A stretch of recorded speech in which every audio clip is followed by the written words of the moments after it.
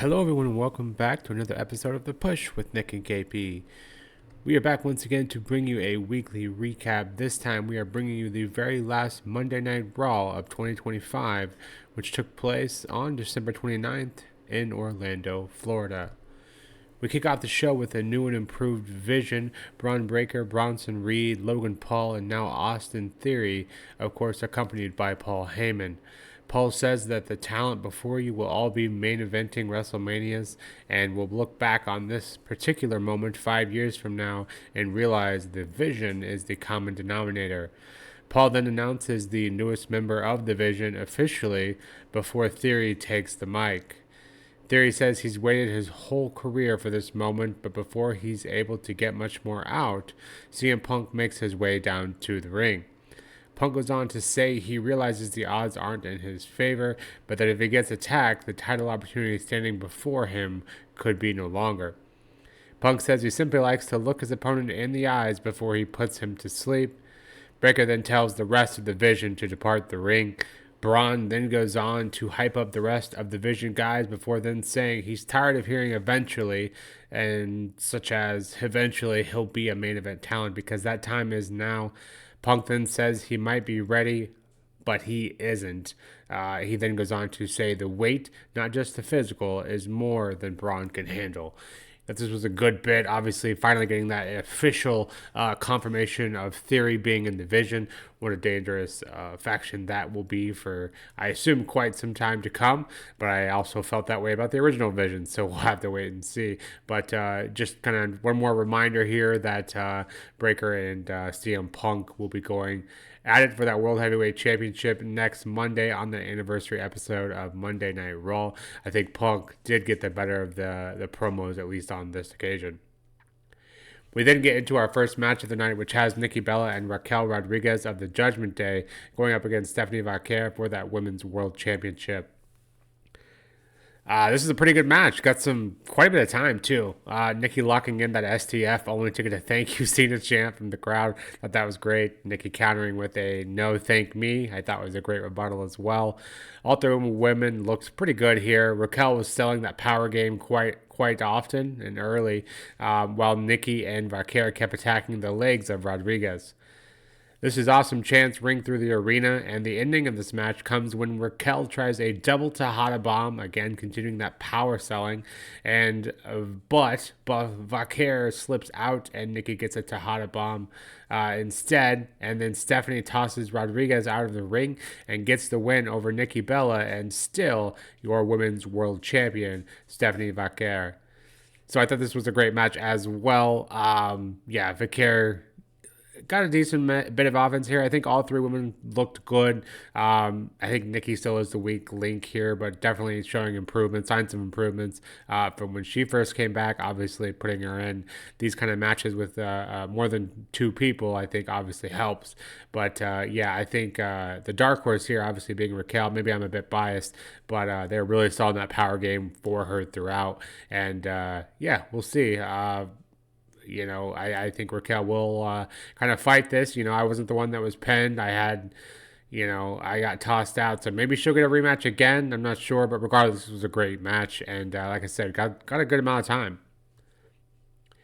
We then see Asuka and Kairi Sane of the Kabuki Warriors in the ring.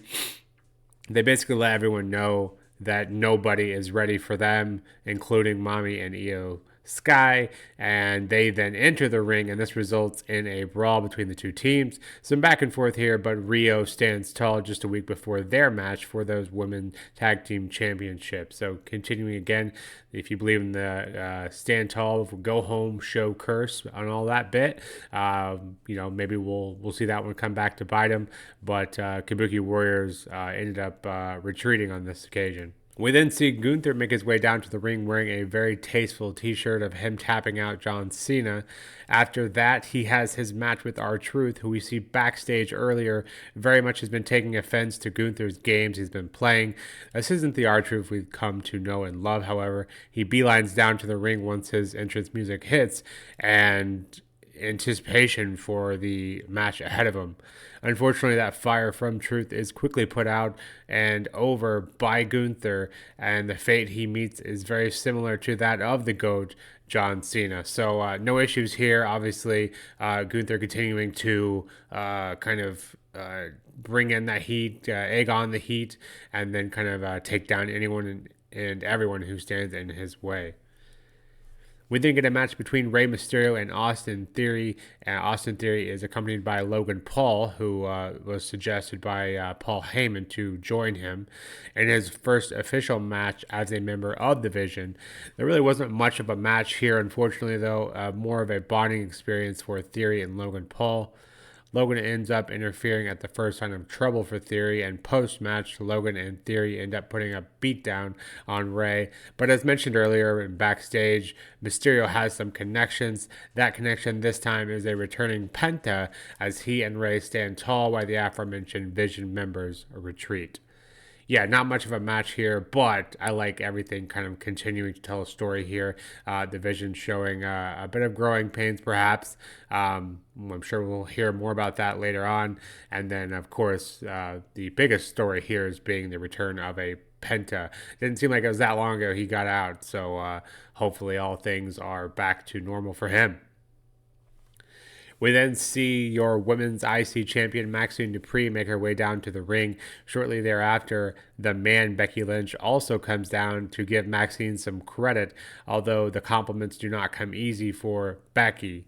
She then asks Maxine if she's going to be everything they think you are, or are you going to be what I know you are, and welcomes her to the big time before their match next week on that anniversary episode of Raw.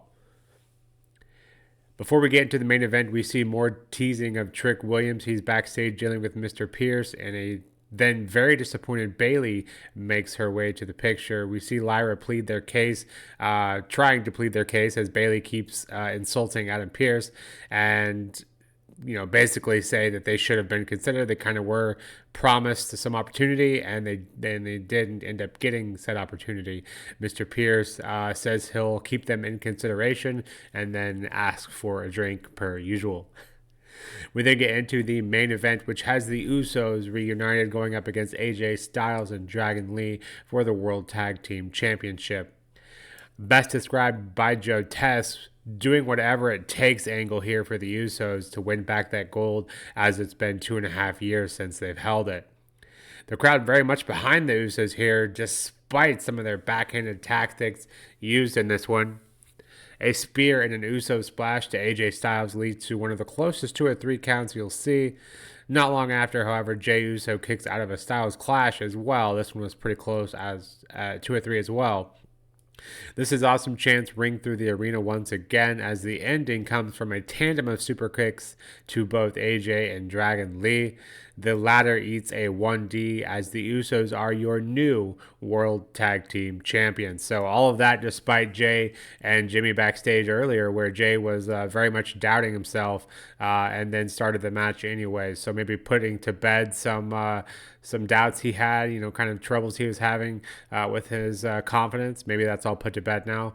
But regardless, new tag team champions there for Jimmy and Jey. Love to see it. Their 9th time winning tag team gold, and love that for them, especially Jey, who I think we can all say maybe the singles run didn't quite go according to plan. So with that overall Monday Night Raw recap here, the Vision experienced a very heavy spotlight tonight, some good, some bad. Stephanie Vaquer successfully defending her Women's World Championship.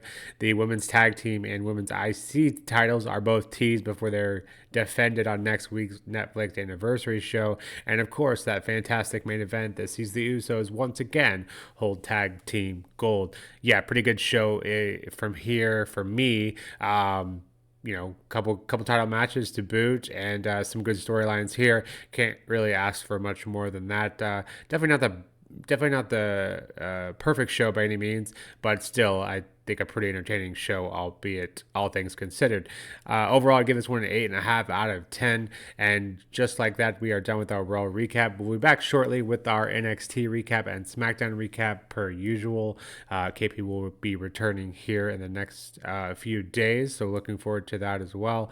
And then we have the Royal Rumble just about just about a month out, and then a Saturday Night Main Event.